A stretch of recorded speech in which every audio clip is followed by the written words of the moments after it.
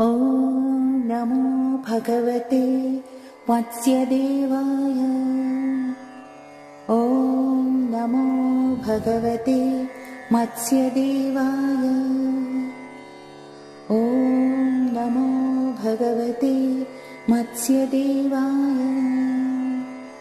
ॐ नमो भगवते मत्स्यदेवाय। नूनं त्वं भगवान् साक्षात् धरिर्नारायणो व्ययः अनुग्रहाय भूतानां दत्से रूपं जलौकसाम्।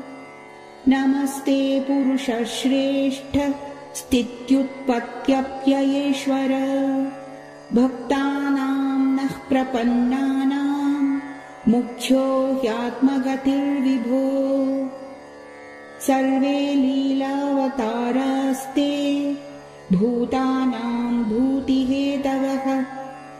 ज्ञातुमिच्छां यदो रूपं यदर्थं भवता धृतम्।